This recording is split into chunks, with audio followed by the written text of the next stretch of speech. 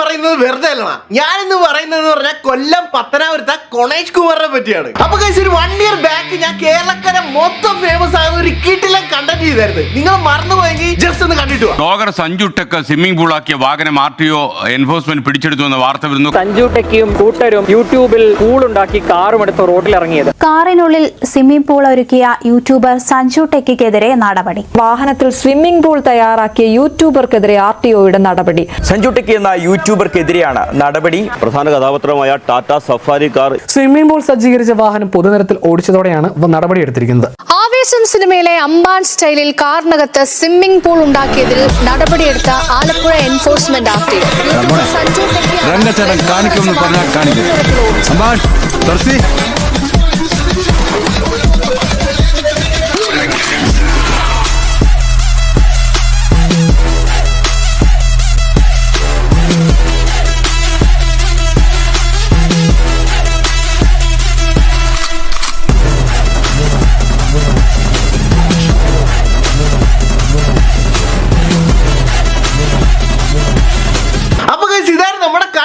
ഇതിനെതിരെ നമ്മുടെ കൊണേഷ് കുമാർ എന്തോ പറഞ്ഞു നിങ്ങൾ കേട്ടായിരുന്നു. ഇതുപോലുള്ള ആളുകളെ മെഡിക്കൽ കോളേജിന്റെ കക്കൂസ് കഴിയും പണക്കൊഴുപ്പും അഹങ്കാരവുമാണ്.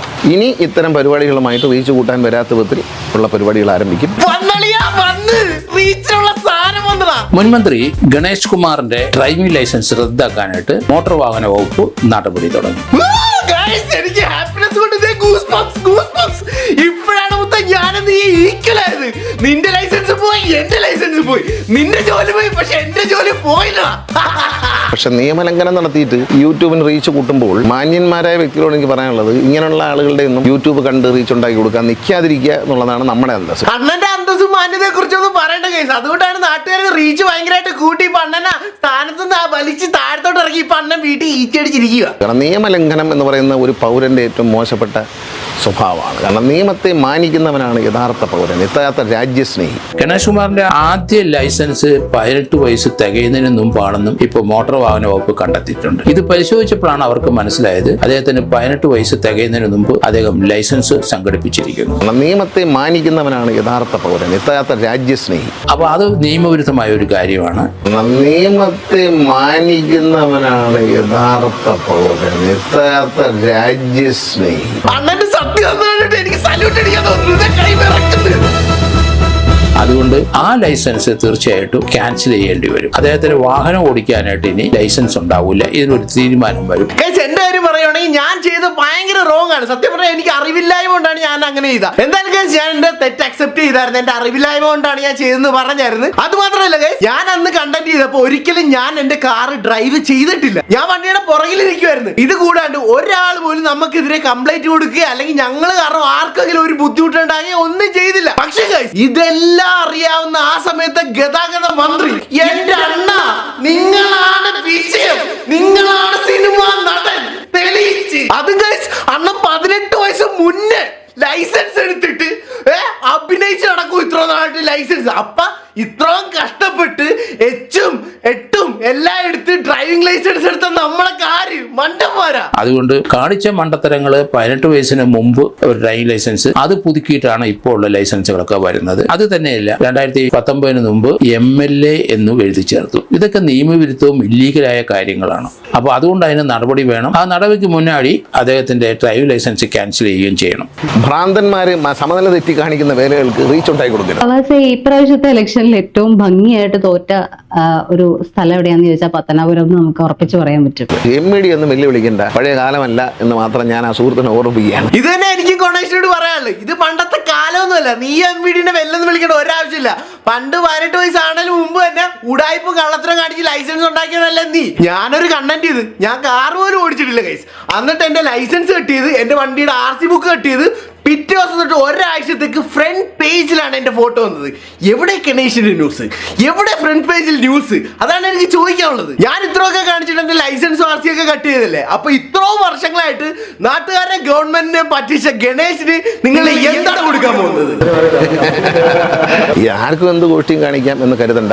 ട്രാൻസ്പോർട്ടിൽ ഇത്തരം പേരുകൾ കാണിച്ചാൽ കർശനമായ നിലപാടായിരിക്കും. ഈ തന്തസ് ഈ പണ്ണം പറഞ്ഞതാണ് പോയിന്റ്. ഈ കാര്യത്തിൽ തന്നെ കർശനമായ നടപടി എടുക്കാവുന്നതിന്റെ ഏറ്റവും കർശന നടപടി എടുത്ത് ബഹുമാനപ്പെട്ട കോടതിയിൽ റിപ്പോർട്ട് നൽകണമെന്നാണ് ഞങ്ങൾ എല്ലാരും പറയുന്നത്. എനിക്ക് തോന്നിയ ഒരു വ്യക്തിപരമായ അഭിപ്രായം പണക്കൊഴുപ്പും അഹങ്കാരവുമാണ്. അതിനെ എനിക്ക് പറയാനുള്ളത് വേറൊന്നുമില്ല. ഇല്ലെങ്കിൽ ആർക്കെങ്കിലും പറ്റുമോ? 18 വയസ്സിന് മുമ്പേ ലൈസൻസ് കിട്ടും, അതിനകത്ത് MLA എന്ന് പേരും. ഞാൻ പറഞ്ഞതിന് മുമ്പേ പറഞ്ഞ നിയമം അനുസരിക്കുകയും നിയമത്തെ മാനിക്കുകയും ചെയ്യുന്നവരാണ് മാന്യന്മാർ. അവരാണ് യഥാർത്ഥ നല്ല പൗരന്മാർ. ഗണേഷ് കുമാറിന്റെ ആദ്യ ലൈസൻസ് 18 വയസ്സ് തികയുന്നതിന് മുമ്പാണെന്നും ഇപ്പോൾ മോട്ടോർ വാഹന വകുപ്പ് കണ്ടെത്തിയിട്ടുണ്ട്. ഒരു നല്ല പൗരനാണെന്ന് എനിക്ക് തോന്നിയില്ല, ഒരു അന്തസ്സിന് ചേർന്നല്ല. അദ്ദേഹത്തിന്റെ സംസ്കാരത്തിന്റെ ഭാഗമായിരിക്കാം, പക്ഷെ ആ സംസ്കാരമൊക്കെ കയ്യിൽ വെച്ചിരുന്നാൽ മതി. സംസ്കാരത്തിനെ കുറിച്ചൊന്നും പറയല്ല എന്റെ മുത്ത. ഞാനിവിടെ എന്തൊക്കെ പറയുന്നത് എനിക്ക് തന്നെ അറിയത്തില്ല. നിങ്ങൾ എന്തൊക്കെ ചെയ്തിട്ടുണ്ടെന്ന് നിങ്ങൾ തന്നെ ഒന്ന് ആലോചിച്ച് നോക്ക് മനുഷ്യ. ഇതിനു മുമ്പുള്ള എല്ലാ യൂട്യൂബുകളും പരിശോധിക്കും.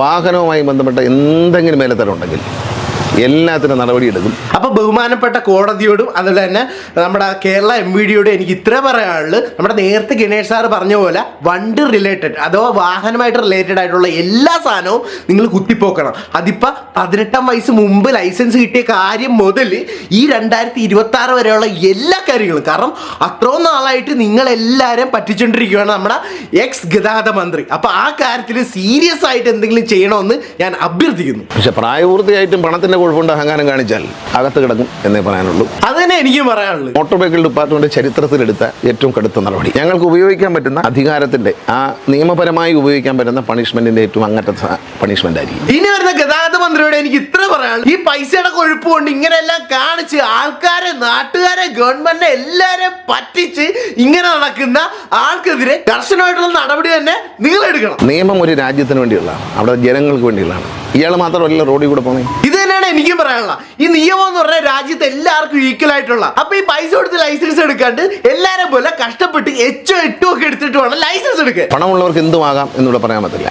ഇങ്ങനെയുള്ളവരെ പ്രോത്സാഹിപ്പിക്കരുതെന്ന് മാത്രമാണ് എനിക്ക് മറ്റുള്ളവർ പറയാനുള്ളത്. ഗൈസ്, എന്നെ പോലത്തെ ഒരു സാധാരണ ഒരു വ്യക്തിക്ക് ഒരു പ്രശ്നം വന്നപ്പോൾ അത് എൻ്റെ അറിവില്ലായ്മ കൊണ്ടാണ് ഈ പ്രശ്നം നടന്നത്.